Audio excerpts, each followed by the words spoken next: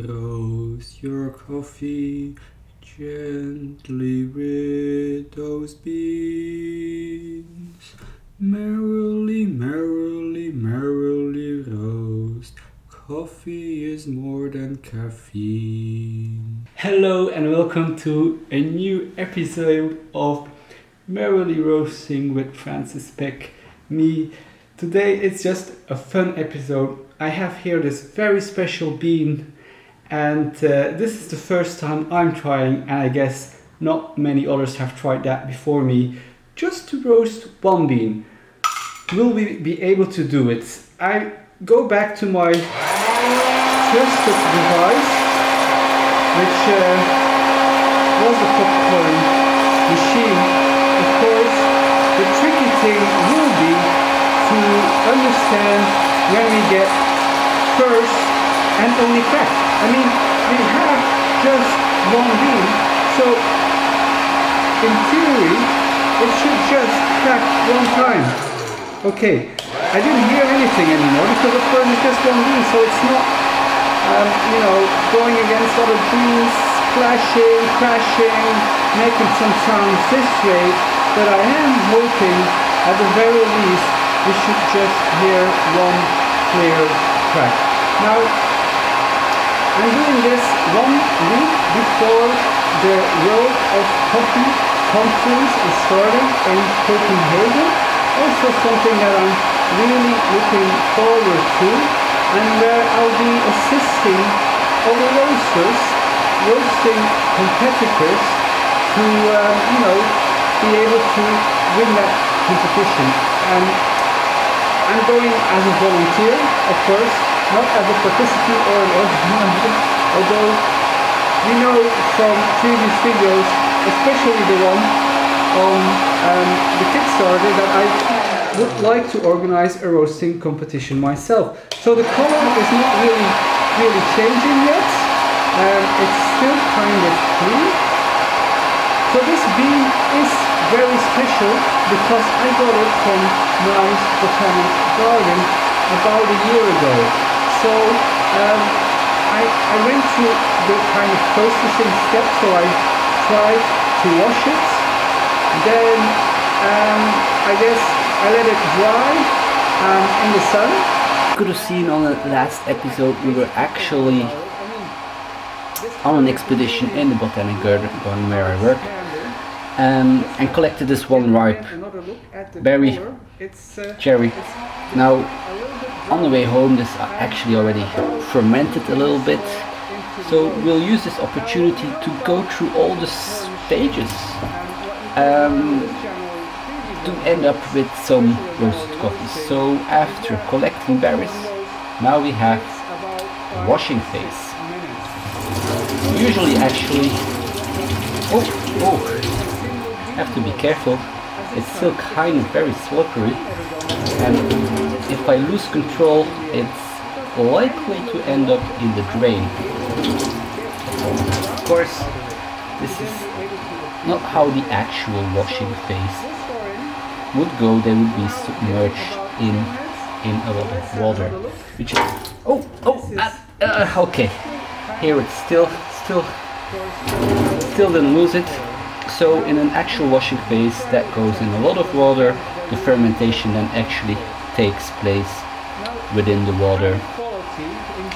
That's opposed to the natural processing where the berries just dry with the flesh, the fruit flesh around it, and then only after the drying phase the seeds, the beans are then actually removed from the pulp.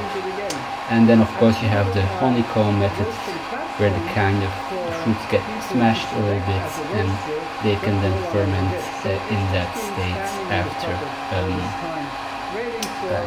after which the beans will also be removed.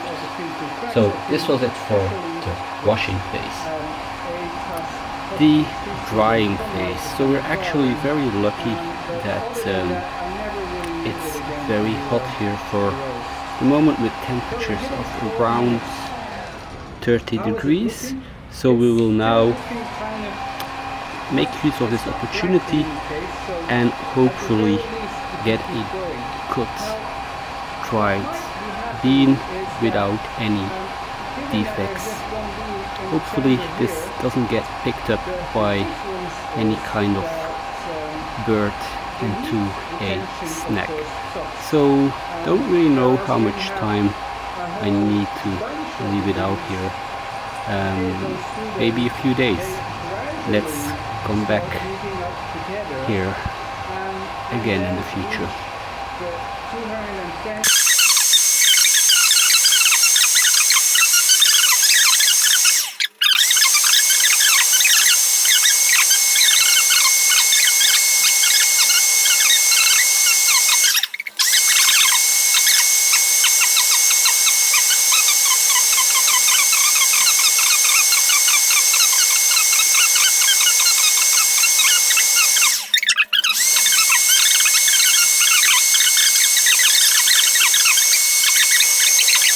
So let's have a look at how the coffee bean is roasting, and then let's just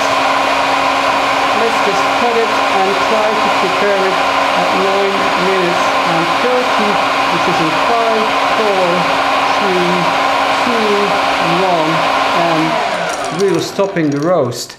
So, okay, I have no clue, really no clue if this cracked or what kind of temperature it reached, and I also have no clue if I'll be able to grind it, because if it didn't really take up heat, then probably we're not going to. Yeah, I mean, I can already tell you from feeling how it went, it was a little bit like squashy water. So let's see if we have anything to work with. Well, we have just the tiniest amount of coffee to work with, and amazingly I can already tell you that it kind of has a herbal smell to it. So of course when we now put it here, it would be strange, it would be quite funny, let's say, if it shows anything. Of course it doesn't show anything. Now the only thing needed is water and a spoon. Okay, and water has been at a steady boil at 92 degrees. And of course we don't go for a regular cupping spoon. In this case we'll just go for this coffee spoon. And let's just try to add 3 grams of water. Oh, that's 2.4, so just a few drops more needed. And 3.5. So this is I guess, now it's saying 3.7. 3.7. Well, okay. Usually that would be quite diluted, but given that we're working with so few material, there's really no other choice. And I'm already happy that on the inside it's brown. I mean, that is something. So usually during the cupping you wouldn't be stirring, but I mean here clearly we don't have any other choice. Just kind of agitating, and I'm already not worried but expecting that, you know, it's not really going to be possible to do any kind of like slurping, but who knows.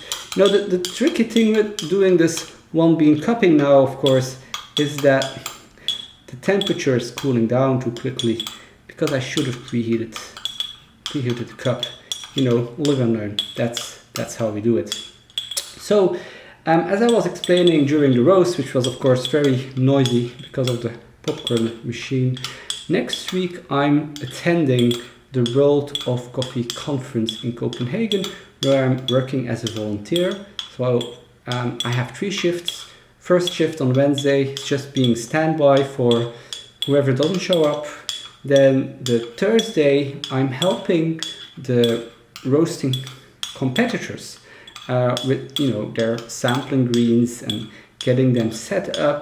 And the day after that, I get to assist the judges, the cupping judges, to prepare the cuppings and see how professional, how dedicated I am to doing a cupping. So that should all work out fine.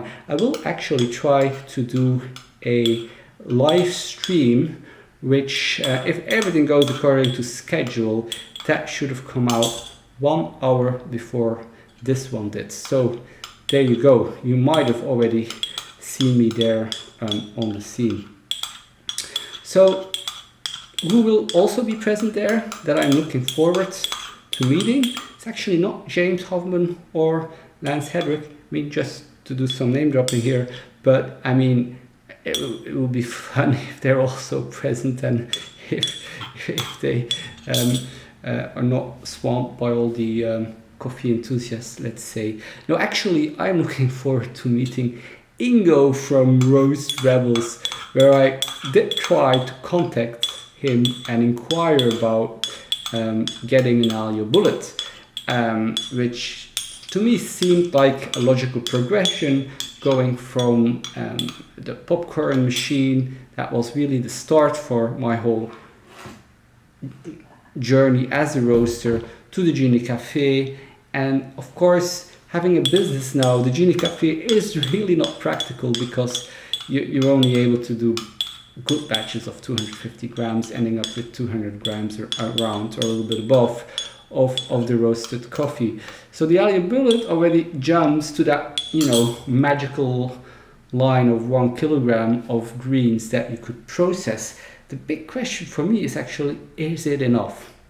Now the fun thing is, he'll be there with people from Cafe Logic and those kind of devices, those kind of sampling roasters, which I must be honest, I'm not interested in them because I have a popcorn machine. If I need to do some kind of sampling, for me that's well enough.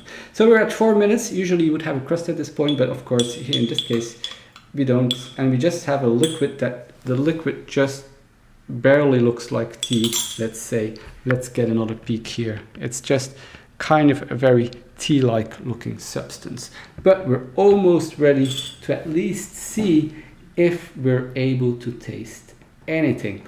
So Ingo will be there at the Cafe Logic stand, and you're able to bring your own coffee greens or use some of them to do some sampling roasting with it. So I'm definitely looking forward to doing that, and hopefully be able to do some shooting of those experiences. So we're around 5 minutes at least that I got straight to do the cupping, and so here we go. Okay, very tricky not to get the grounds, and we're just getting really a very tiny drop, a tiny drop that is quite cold. And it's strange, but well, or it's not strange. I don't remember whether it was Arabica or Robusta, because I do have the impression that I'm tasting Robusta, which could definitely be the case. I mean, we have more Robusta growing than we have Arabica. I mean, our research is more focused on Robusta at Mai's Botanic Garden, so in that sense it would make sense. I will have to look back at those videos to see whether we took a Robusta berry or an Arabica berry. But this is kind of fun, it's just kind of the bitter, a little bit ashy, Robusta kind of flavors I'm picking up. No citrus fruit or anything like this, but I'm tasting something. So this was a fun little experiment. I hope you enjoyed the silliness of it, and who knows, maybe hope to see you in Copenhagen at the World of Coffee conference, or else next week, same time, same place. Thanks for following me, and hope to see you on the next episode.